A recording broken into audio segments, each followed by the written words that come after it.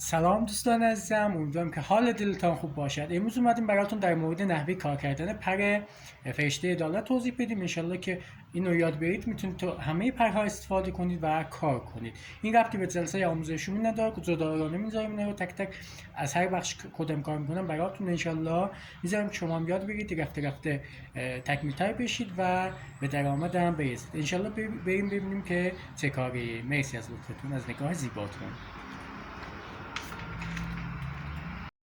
خب دوستان عزیزم، بریم که اول بالا رو بکشیم، بعد رفته رفته انشالله کار کنیم. بهتونم بگم که به کجا خواهیم رسید.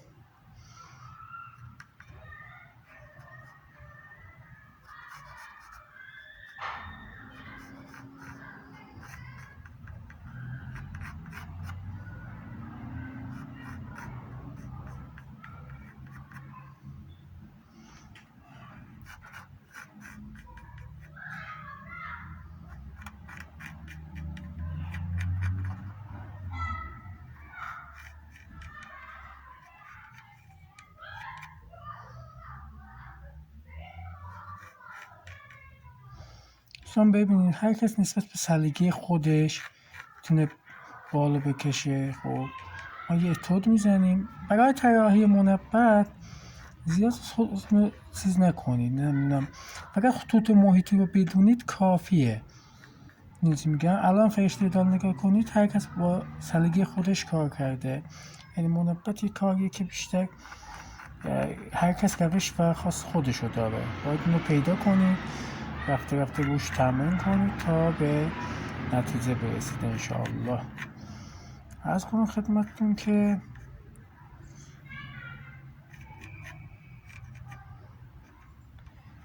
الان من تقریبا اینجا رو کشیدم. اینا رو خب میکشم، رفته رفته کار میکنم. من اینجا رو بگم خدمتتون که چطور کار میشم، بعد برگشتم انشالله خودتون انجام میدید یا تمرینات که داشتید میتونید به پرهاتون استفاده کنید. اول کار که میکنیم، خب نگاه کنید پرهامون سطح بندی شده استش. یعنی این پر خب این تخته نرده، یعنی کنارش هم نگاه کن، طرف دیگهش هم تو تر هست.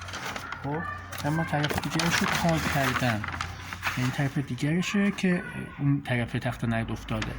خب از کنم خدمتتون که الان اینجا پایین تره خب از این پرها. خب اینو باید یه لول بریم پایین تر. اگه عمق چوبمون زیاد باشه میتونیم فرم بیشتری بدیم، خوشگل‌تر در بیاد. میتونیم زیرشو خالی کنیم، شیب منفی بدیم که خب خوشگل‌تر در بیاد. ولی خب الان عمق چوب ما اینجا کم مونده نسبت به این کار که کردیم، نسبت به اون ضخامت چوب دنده گرفتیم.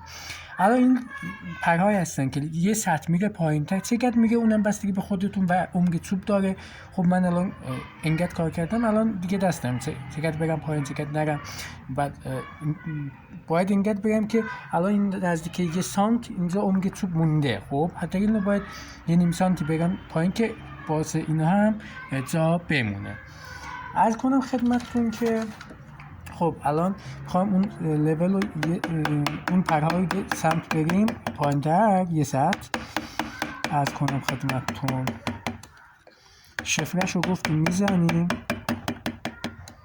خب چکش منم حالت پلاستیک فشرده هستش. خدمتتون جلسه اول فکر کنم گفتم که نیرو بر نگردونه. اگه نرم باشه نیرو برمیگردونه و در طول مدت به آرنج آسیب میزنه. خب بعد الان اینو با تخت برش میدیم به خدمتتون. باید کل این پرها رو یه لول بریم پایین تر.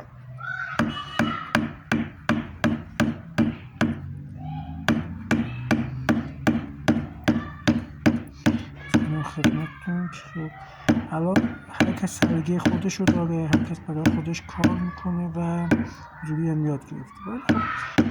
برای هر کاری اصولی هم داریم، باید خب اصولات رو رعایت کنیم انشالله که کارمون خوشگل‌تر در بیاد. ولی خب بعضی چیز سلیقه‌ای هست. الان من خودم پر میزنم، خب بعد از این کار کردم پر رو یه بافتای خیلی ریزم بودم که انگار مثلا موی پر هستش. خب این بستگی به سلیقه هر کسی داره. خود یکی شفره میزنه، یکی اصلا نمیزنه. خب اینا بستگی به کیفیت کار و ریزکاری کار داره. خب دیدید من اینو میزنم، این خطایی که کشیدم دیگه رفتن. خب نگاه، اینا دیگه رفت. بعد تو سطح پایین‌تر بازم میکشیم. الان مثلا اینا من اول کشیده بودم، بعد اینکه اینو کار کردم باید میرفت پایین، چون رفته پایین ترک دیگه رفته، باید نگاه کنم بکشم.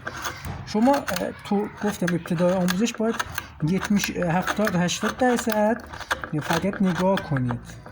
70 توکی بود که ببخشید دیگه. بعد نگاه کنید، بعد 30% کار کنید.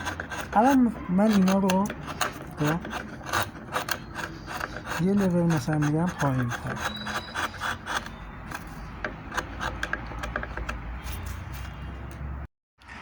دوستان بعد اینکه یه لول رفتیم پایین تر بازم اینو میکشیم. خب بعد سطح بندی رو از بالا شروع میکنیم کار میکنیم، ولی بعد سطح بندی میخوایم که کلا هر پری رو کار کنیم، از پایین شروع میکنیم کار کردن. خب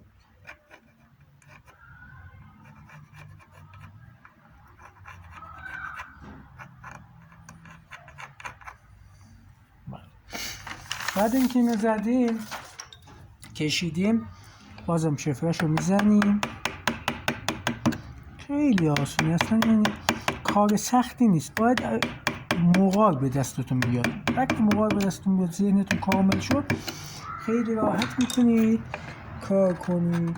چیزی که آپل هوا نمی‌کنیم، خیلی قشنگ آروم مقال رو میندازی قشنگ راحت.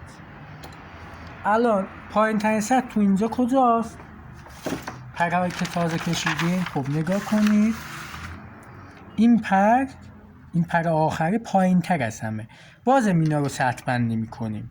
خب بازم اینا رو سطح بندی میکنیم، بعد رفته میاد بالا. خب اون که پایین تر از همه پایینه دیگه، باید اینو برش بدیم بره از همه پایین تر. باید در واقع اینا رو هم سطح بندی کنیم.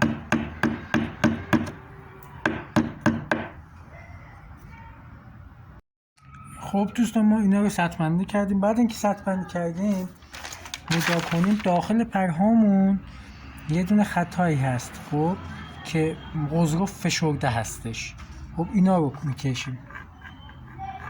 اینا رو بعضیا میان یه دونه شفره میزنن. خب ولی اینا داخل خود پرها رو که به صورت طبیعی نگاه کنید یه حالت میله‌ای شکله که خیلی ریزه. خب میتونیم اینا رو به صورت میله‌ای شکل در بیاریم. بعضی ها به سلیقه خودشون شفره میزنن، میخوان خب کار راحت تر کنن یا کارهای بازاری که میخوان بزنن که زود تمام کنن کار رو، خب میان یه شفره میندازن داخلش. خب زیبایی هم بستگی داره دیگه. این خب طبیعی تر حالت کلاسیک هستش، خب واقعی نزدیک تره. خب عرض کنم خدمتتون که الان خب میخوایم که اینو به صورت میله‌ای در بیاریم. گفتیم این ور اون ورش شفره میزنیم. الانم موقعی که اینو سطح بندی کردیم از پایین ترین پر شروع میکنیم، یعنی این پرمون پایین ترین پره. خب موقع سطح بندی گفتم از بالا شروع میکنیم سطح بندی میکنیم، ولی موقع کار از پایین ترین سطح شروع میکنیم کار میکنیم. خب یعنی حالت الان من اون میله‌ای رو برش میخوام بزنم که حالت یه میله‌ای ریز هستش که وسط پرها وجود داره. خب اینا رو که من خب به صورت برجسته در آوردم، این بر اون ورش رو بر میدارم، حالت برجسته میشه. خیلی راحت، کار سختی نیست. خب فقط باید ذهنتون یکم تکامل پیدا کنه نسبت به طرح که میبینیم، اونم با نگاه کردن فقط. خب نگاه کن که ببینید خب کسایی که تو خارج کار میکنن، خب ایتالیا، فرانسه، اینا واقعا تو مجسمه سازی و منبت عالی هستن. خب درسته ما مثلا مینیاتور کار میکنیم، ولی خب اونا سبک باروک دارن. سبک باروک هم خب نزدیک تقریبا مینیاتور هستش. بعد خب خیلی پرکاره، کار زیادی میطلبه، تمرین زیادی میطلبه. خب مینیاتور هم خب سخت که نمیشه گفت، کار پرکاریه، یعنی با تمرین میشه کار کرد. خب بعد اینکه میله رو داره آوردیم این بر اون برش رو گرد میکنیم. گرد کردیم یعنی تیزیشو میگیریم. نگاه، تیزیشو گرفتیم یعنی این حالا پر در اومد. بعد اینکه این پر اینطوری شد همه اینا رو حالت میله هاش در میاریم. بعدش خب داخل پرها یه دونه حالت اینطوری میکشیم. خب بعد به اینا شفره میزنیم. من یکشو کامل کار میکنم، نگاه کنید.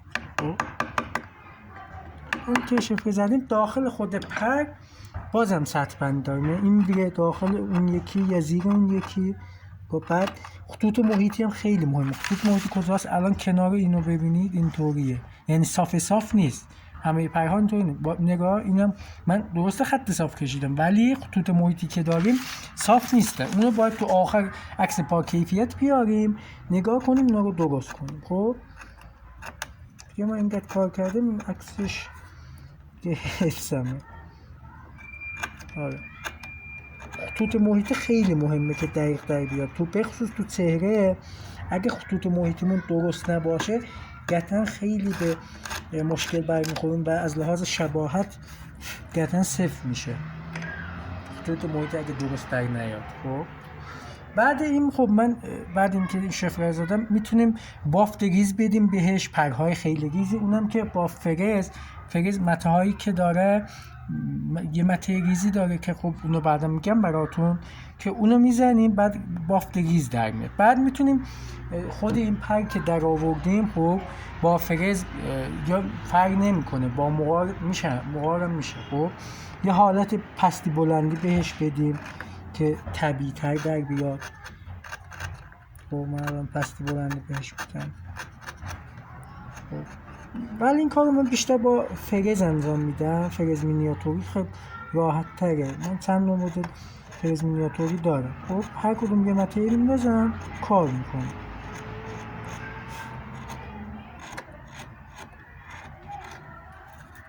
بعد اینکه زدیم بافتشو میدیم با این بافت ریز، اون تمام میشه. بعد میگیم این یکی هم اینطوری کار میکنیم. ممنونم از نگاه زیباتون.